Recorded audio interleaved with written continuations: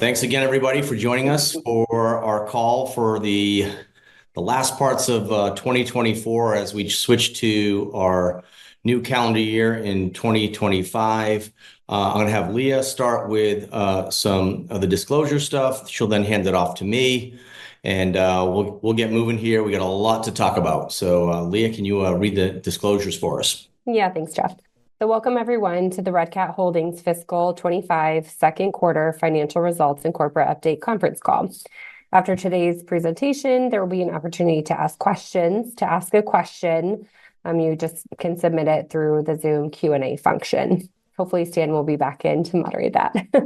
Participants of this call are advised that this conference call is being recorded for playback purposes. So joining us today from RCAT Holdings are Jeff Thompson, Chief Executive Officer, myself, Leah Lunger, Chief Financial Officer, and Jeffrey Hitchcock, Chief Revenue Officer.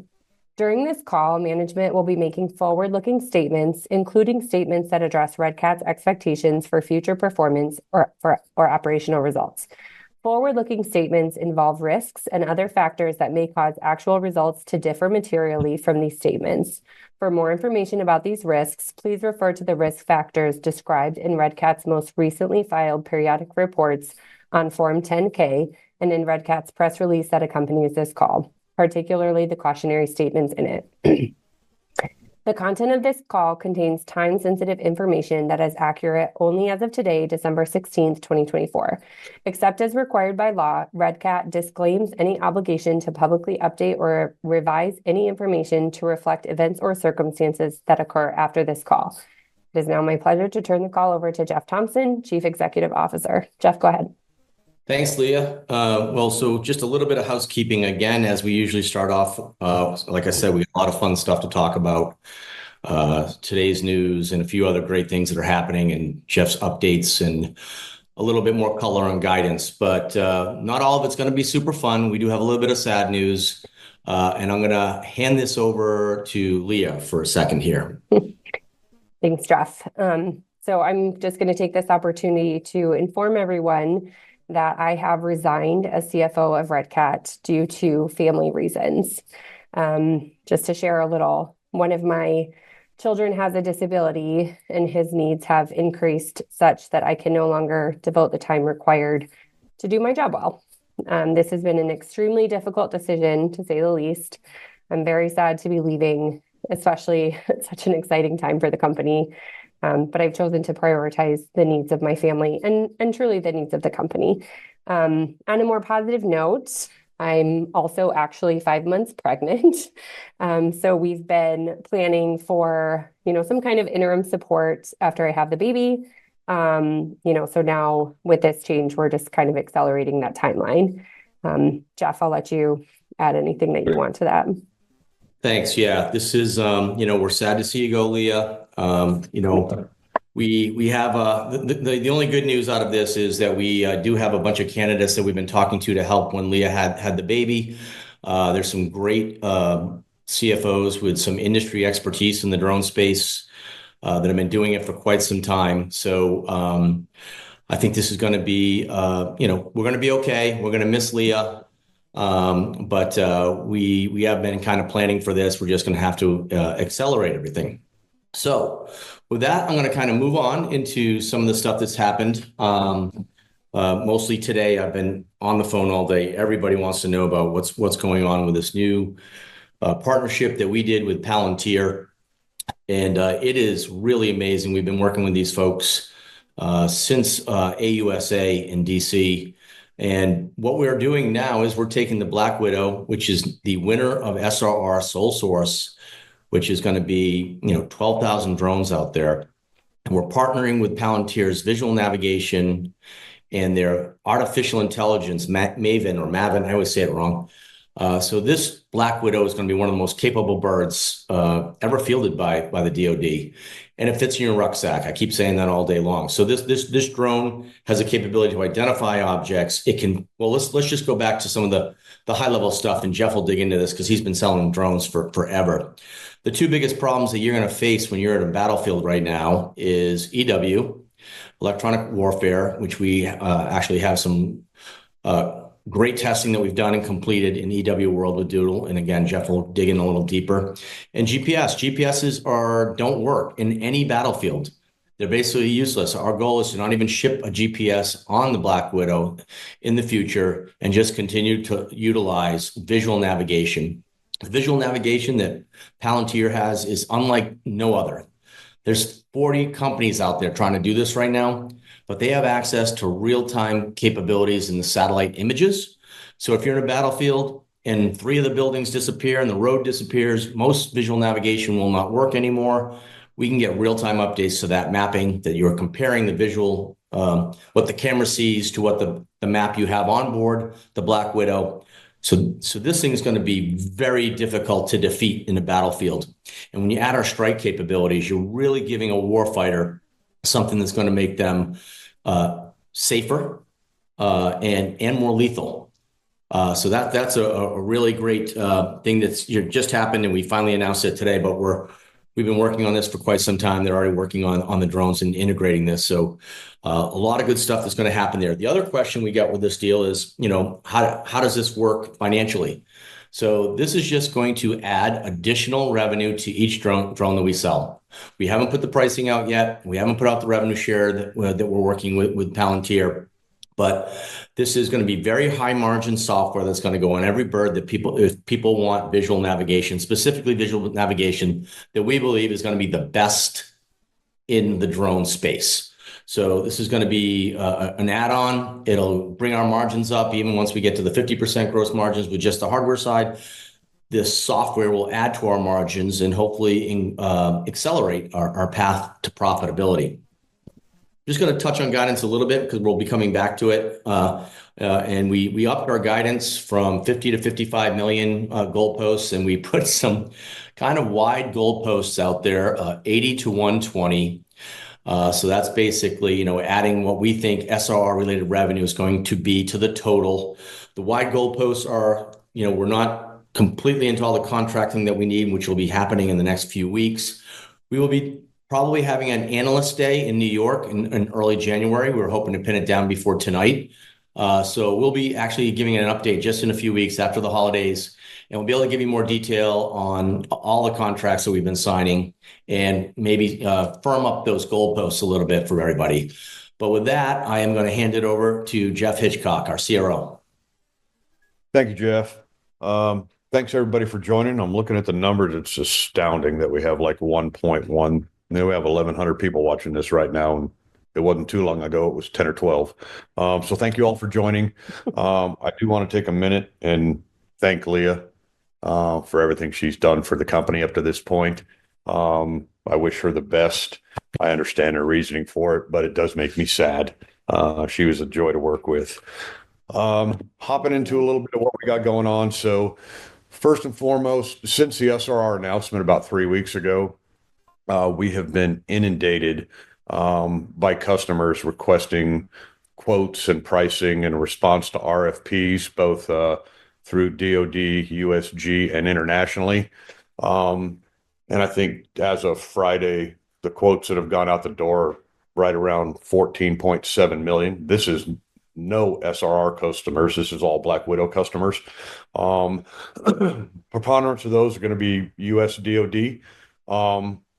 They're doing budgeting now, so when the CR ends, they can pull the trigger on that. So we're super excited about that. We're getting great demand signals globally on the new platform, so we're super excited about that. And then again, as I stated, when the CR ends and the budgets are allocated out to the individual entities, we expect the triggers to start getting pulled on those. We have been in discussions with the Army since the award. Right now, we've responded to their request for a R&D, 6-month R&D contract. We're expecting to kick that off. That's to finish up some of the hard stuff, visual navigation being one of them. We're expecting that in the January timeframe for award. We have the short-range reconnaissance contract kickoff briefing scheduled for some time in January. That's when we're going to get a lot more understanding of what initial LRIP and full rate production contracts are going to look like. So over the next couple of months, we'll have some answers for you. Right now, we're still don't know until we have the sit down, right? But again, that's supposed to be scheduled in January sometime, and we'll keep you guys updated on that. As Jeff was talking about the Palantir announcement that went out today, right? We've been looking at a lot of companies, and this is one of the hardest remaining problems to solve that the Army had requested, which is both day and night visual navigation. Palantir has been a market leader in this space for a while, and the fact that they're bringing it down to a platform our size solves the GPS problem. And I do honestly feel that a day will come where we don't need GPS at all, and we're just flying visual-based navigation. And that'll make us all domain, all weather, day and night, ability to navigate safely and accurately, and make us more lethal on the battlefield. The other problem, that was one of two problems, right? The GPS jamming or GPS contested environments, and then the RF jamming contested environments. And our partnership with Doodle Labs is very strong. They offer something in our space with their frequency hopping sense software, where it's not actually hopping within a band, it's hopping within 6 radio bands. So makes it very hard, very difficult to jam. So again, to kind of reiterate, Palantir, we're going to be working very hard. I think it's going to take us about 6 months. Jeff, you can pipe in. I think it's going to take us about 6 months before we're showing to the Army that software. They're very excited. We're very excited. But I think it's going to be a good year. Lots of work still to do. The work continues, but we will have the most dominant platform in this market space globally when we get this integration done. Other than that, I'll wait for your questions later.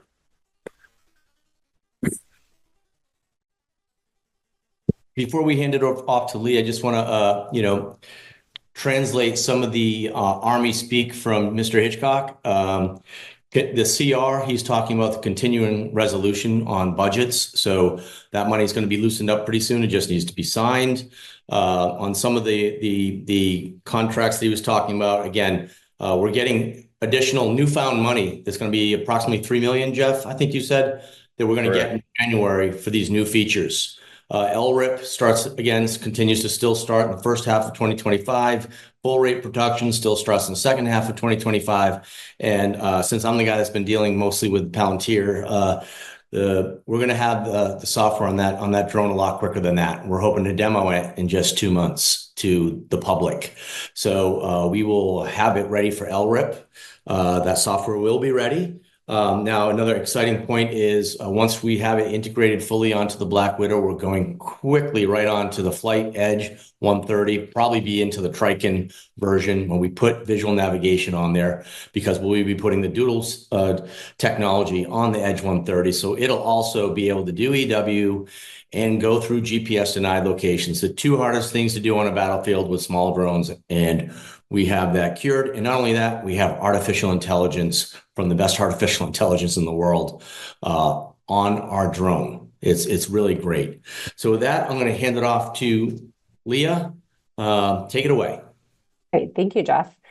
Before I dive into the financial highlights of our second fiscal quarter, I just want to remind everyone that we're changing our fiscal year end from April 30th to December 31st, beginning December 31st, 2024. So today we're reporting quarter 2 results for the 6 months ended October 31st, 2024, in accordance with our previous fiscal year. Our next report will be a transition report 10K for the 8 months ended December 31st, 2024. After that, all future filings will be based on calendar year. We're kind of in this middle transition phase. Year-to-date revenues totaled $4.3 million compared to $5.7 million for the same period last year. This is a 24% year-over-year decrease, and it's due to the company's strategic decision to focus on Black Widow.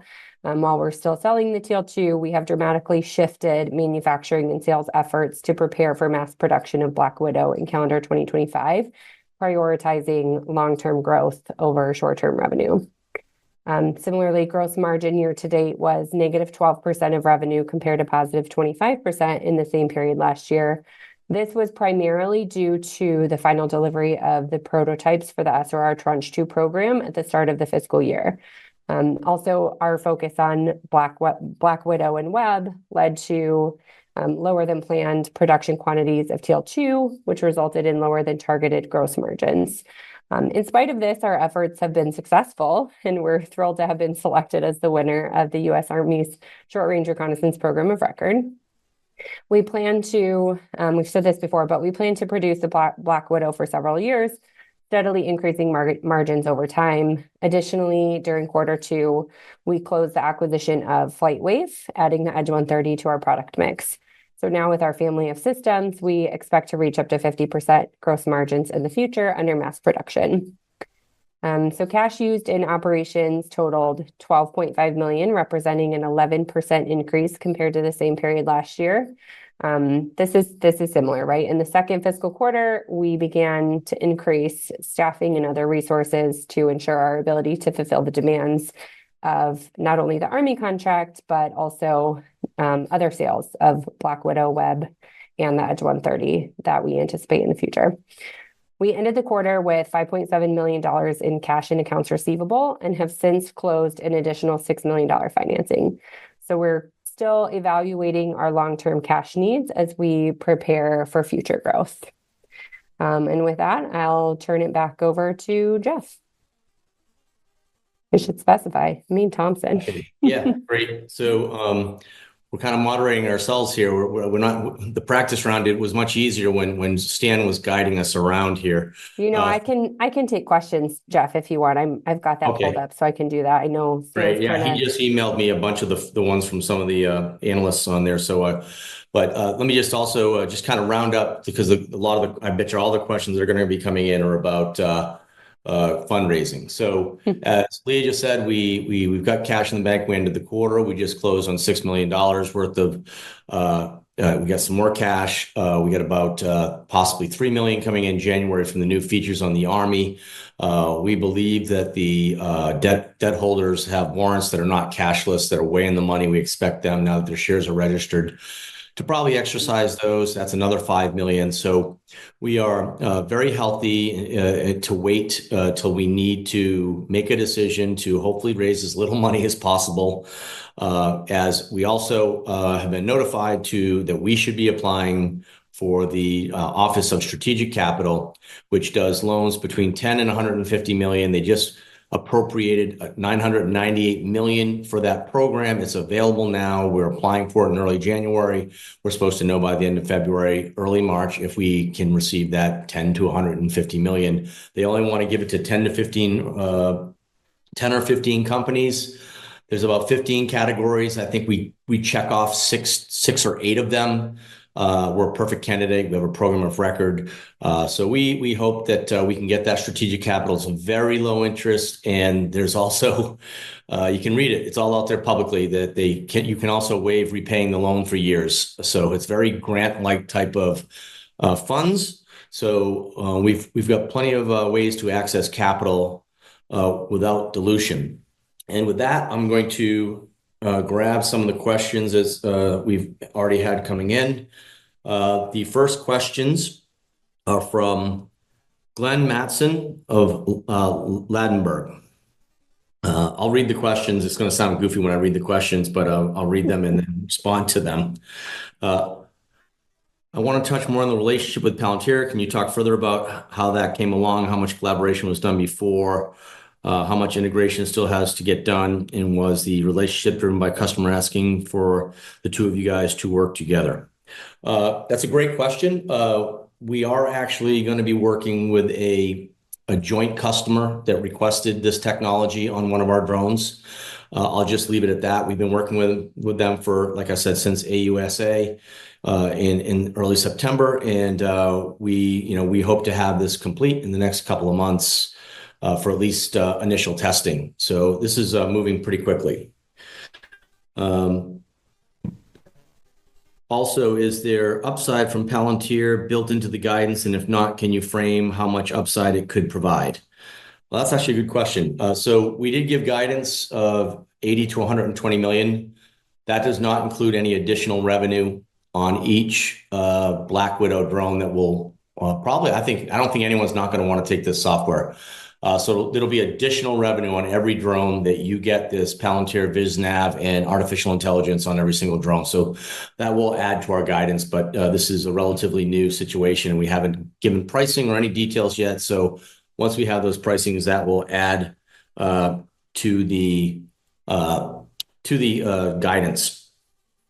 The next question is, in terms of funding, can you just remind me the time, your latest assumptions or needs of investment, either OpEx or CapEx, level of commitment from the DoD? And yeah, I think I covered that a little bit, but again, we are trying to wait and find out what type of upfront payments we'll get for LRIP and full rate production.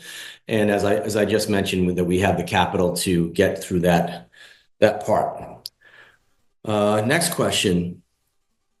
Shuk Kumar from Think Equity.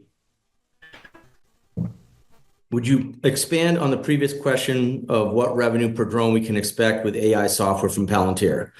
Oh gosh, I knew everyone was going to want to know that.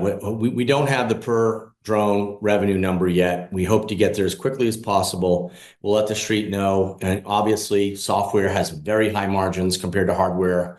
And we're hoping to get to that 50% gross margins as we continue to stamp out the Black Widow. As soon as we know, we'll let you know. When do you think the FlightWave factory will be up and running? That's a good question. So we are just starting to move in now. We just signed the lease. We hope to have more of a startup style factory in about 3 or 4 weeks, where basically they're sitting on top of each other in their office right now. They'll be able to spread out, put a bunch of tables out there, and just get a production line that's mapped out, and then it'll look like a real factory, like the Teal factory, hopefully in about 2 months. So we are trying to meet some goals that they have with all the orders they have. They've got orders for almost 250 drones already. So we need to build them and ship them. So we hope to ship them in Q1. So it'll be up relatively quick. And will we be adding the Palantir software to the Edge 130? Yeah, well, I did mention that earlier. Yes, once we're done with the Black Widow, we're going to move right to integration on the Edge 130. Next question. Kevin Mack of Creek Drive Capital. You said Black Widow was basically built to spec for the Army SRR program. How do you expect to adapt it for winning non-Army business in the United States, i.e. law enforcement and first responders, etc.?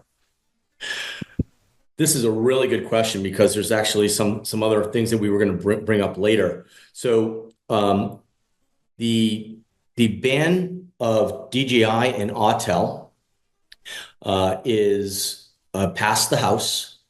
And I'm not sure if the Senate's voted on it yet, but when this new NDAA bill goes through, it usually goes through on December 20-something for the last 2 years. DJI and Autel will be banned within a year. So you will not be able to get Chinese drones anymore. Now, what that does, Brendan, who does our government work, is we with the numbers that we have been able to derive from the customs holding the DJI equipment in customs. We think that there's going to be a TAM of about $975 million once this DJI ban is put in place. And as Kevin's question was, we did build the Black Widow specifically for the warfighter, specifically for the requirements that the Army gave us. But in the past, we've done the same thing, and we have first responders, Border Patrol, almost every agency is either has a Teal 2 or is asking for a Black Widow right now. So, these do work for first responders and could work for law enforcement. So with that TAM of, $975 million, I'm going to be very generous to one of our competitors. If Skydio gets 2 and we get 1 for every of these of that TAM, that could be a big market that we weren't looking at. And frankly, we were ignoring it while we focused on the Army. So that's a massive TAM that we are going to put some efforts towards now that DJI and Autel are going to be banned. Great question, Kevin. Tim Whitetrout from Alpha Wolf Trading. Is RCAT going to be presenting at any investment conferences in January and February? Yeah, we've been invited to quite a few. We've been invited to so many things the last few days.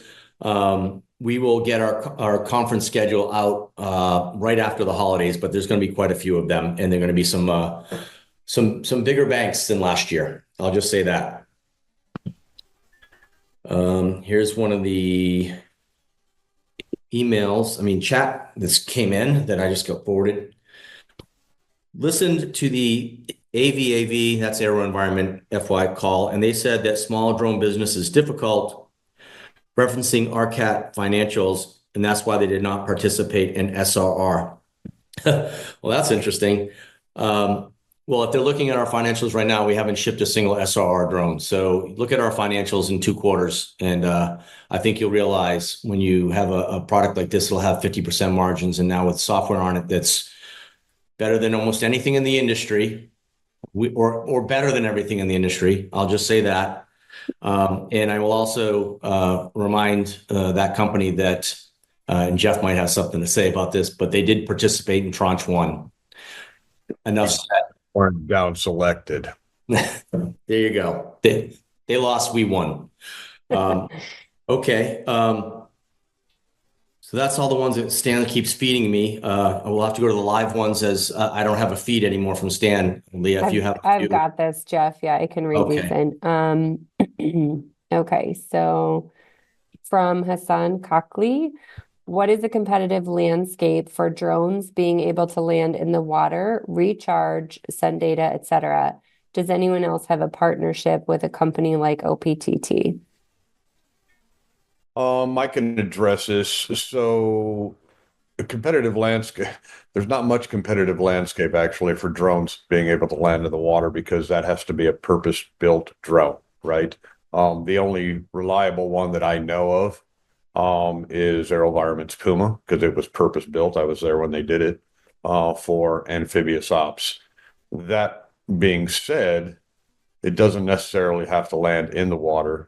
But if it lands on something that's in the water, and that's the approach we're taking with some Hive solutions and unmanned surface vehicle approaches that we're talking about when we talk about RedCat future initiatives. So there's lots of ways to skin a cat. We've just selected to use unmanned surface vehicles with Hives that will keep the drones on charge while they're in the box. Not many people doing that. I don't know anybody actually that's doing that cradle to grave. That's what makes the RedCat Future Initiative so compelling. Right. Great. Thank you. We'll take another one here. Apologize if I'm messing up these names, but Sambodi Sarkar says, can you please describe how the Palantir contract will help increase gross margins? Yeah, it's pretty simple. So if you look at what we've been saying for quite some time and the modeling that myself, Jeff, and Leah have done while we're in the factory in Salt Lake City recently, we do get to about 50% gross margins just stamping out the same aircraft quarter after quarter. So excited that we don't have to switch aircrafts for the first time ever, and just build this airframe that's going to be so important to the industry, so people can actually put their software on top of our drone now, knowing it's going to be there for years, not only to the Army, but all the other branches and all the other parts of the DoD and MODs across the globe that want this product. So you're 50% gross margins with just hardware. It's hard to get any further than that. I mean, you could squeak out a little extra with scale and getting better prices because of the amount of ordering we're doing now, and because we're a program of record. We move up the list because we're critical to we get moved up on the critical chips list and all of that stuff. So that helps with margins a little bit, but no, you're not going to get to 70% gross margins with just the hardware side. Now, add Palantir software that can do visual navigation, which is very difficult to do with real-time updates, combined with artificial intelligence from someone that's been collecting objects and data from machine learning for 20 years in wars. That is very high margin revenue. So if you throw some number, I'm not going to give a number on the software, you can do it $10,000, $20,000 per drone of software that can do those things.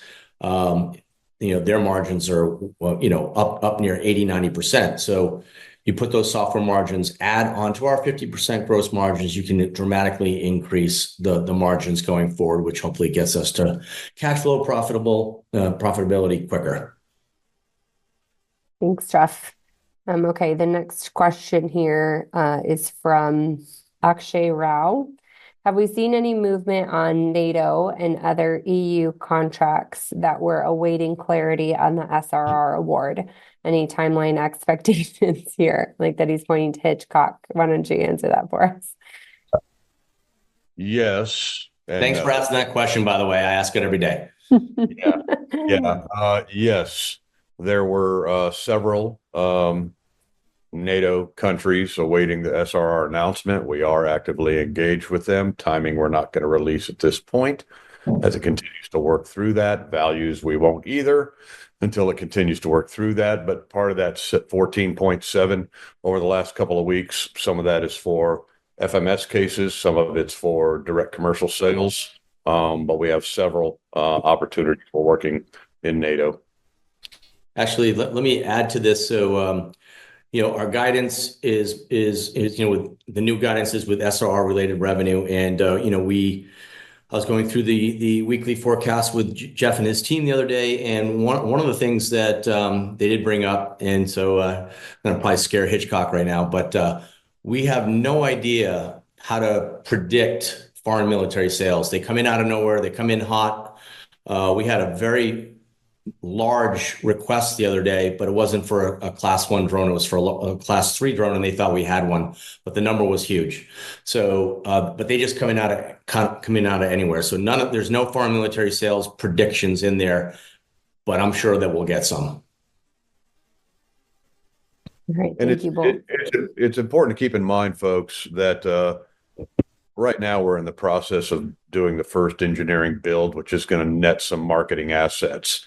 So we haven't even taken Black Widow out to show anybody. So after the first of the year, when we have those assets, we're basically going to revisit everybody we've ever visited and start that process all over again. So most people want to see it and touch it before they buy it. So we're starting to work demo after demo after demo after demo. So I think the numbers are only going to improve. But the fact that we've got 14.7 in quotes out there for somebody that's never even seen it fly, I've never seen that in my 20 years in this space. So I think it's pretty incredible. All right, thank you guys. Another question comes from Christopher Johnson. How does Red Cat Holdings plan to differentiate itself in the drone market, particularly in defense and commercial sectors? And what steps are being taken to secure long-term contracts in both spaces? So I'll take that as well, Jeff. So I was going to hand it to you. That's why you're here. So right now, focus is getting ready for the SRR program, finishing up the system for both U.S. and international government work. The next big thing we have to do after that is get RID, remote ID, incorporated into the drone. The board design already has the hooks for that done, but the first thing we're going to do is get it right for the Army, and then we will start looking probably mid-year, getting RID integrated into that. We're looking at some other things that would be very disruptive to the community that first responders are going to love. I'm not going to talk much about it right now because I don't want other people to start working on it, but we have an approach that's going to be very unique to that. And 90% of 90% of DFR and USG asking for the same thing the military is asking for, right? So you can, if you've got GPS jamming, the Palantir software is going to work both ways. The Doodle radios are going to work both ways. Flying in urban environments are always contested. There's nothing but RF blasting. So we're looking at new and creative ways to make sure we're addressing that market as well. I'll just add a little bit to that, Leah, before we go to the next question. So again, we've basically been laser focused on building a drone that's for the warfighter, but having a drone and swarm capability, or even the smaller Hive, which does 12 drones that can fit in the back of a truck. That's think of the Border Patrol and things of that nature. That's a great way to do those things. But now with the new total addressable market of almost $1 billion is becoming available and taken away from the Chinese drone manufacturers, that's a chunk of revenue that it's probably going to be significant, but we've been focused on SRR for quite some time. So those locations, they could all use a small swarm. They could surround a building. They could do all the things that they want to do for safety. There's a lot of great things. Or you could chase down a bunch of drones in New Jersey. Just kidding. But yeah, this new TAM is pretty exciting to us. We will be putting some effort on it, and it does expand our capabilities for 2025 calendar. So glad I can say that now. All right. This next question just came in for Hitchcock, so don't even have to throw it to him. They're calling your name. From Lucas Soja, does a contract with the U.S. DoD limit you from selling drones to foreign countries? Not at all. Not at all. There's going to be a slice that go to our partners and foreign countries, right? As long as you're not on the bad boy list, we'll be able to sell to anybody. It'll still be EAR 99, so it'll be totally exportable. The Palantir software ad will have to be worked through, right? That may require an export license, but it's not something we're unfamiliar with. So it's just a matter of getting that approved through state. But yeah, what we're developing for SRR, there will be a slice of that we'll be able to sell internationally. Great, thank you. All right, next question from George Raymond. I think this might be the last one, but yeah, we'll see. Can you address sentiments of the future administration and how it might affect the size of contracts or volume of contracts available? Well, I can start with that, and if Mr. Hitchcock has any more he wants to add to that. So there's been a lot of talk from this administration how they don't like big, exquisite machines that cost tens of millions of dollars when you can buy drones like ours that are probably more capable than any drone ever fielded, and now it fits in your rucksack and costs a lot less. We fit perfectly into the efficiency models to make soldiers better, safer, more lethal. And this administration has said many times now, specifically in the last couple of days, how they want to build the largest drone and robot army in the world. So that's one great thing that we think is going to be very good for us going forward. And we do have a good relationship. My other company that I'm on the board of, I'm one of the founders, is UMAC. We actually have Donald Trump Jr. on our board as an advisor. They're really excited to bring U.S. manufacturing back into the United States in the drone space. They've got a 1989 capital. 1789 capital. Sorry, when the Constitution was finally ratified. So I think that this administration will be great for RCAT.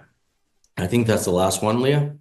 Yeah, and I just want to say, if we missed your question, I do apologize as we're kind of trying to sift through everything here. We will continue to improve in this new format that we're digging into here. So I think that will end our question and answer session. And Jeff, if you just want to have any final closing remarks, that would be great. Yes. So let's just do a little bit of review here. So we're pretty darn excited. We don't have to talk about possibly winning an SRR anymore. It's so nice to not have to say that. Yeah. We want a sole source contract. We're getting some extra cash from that contract to do a few more features that we'll get in January. We'll start LRIP. We got the kickoff meeting for LRIP in January at Salt Lake City, which is great. I love seeing all those guys, and Mr. Hitchcock will be there taking care of that. And then we go from LRIP to full rate production with the Black Widow. And now the Black Widow has a lot more capability. We just announced today artificial intelligence for the battlefield, visual navigation, no GPS required. And those same type of things are going to be going on the FlightWave. We have not spent nearly enough time on the FlightWave Edge 130. It's a very unique bird. It's a very capable bird, has the best flight time out of anyone on the Blue UAS list. There's going to be a lot more on the Edge 130. We're going to have a lot of updates, by the way, right after the new year. So stay tuned for our Analyst Day. Stay tuned for any news. I want to wish everybody a Merry Christmas, and thanks for being on the call. I think we broke a record with almost 1,200 people on here at one point. So thanks, everybody. Thank you. Thank you.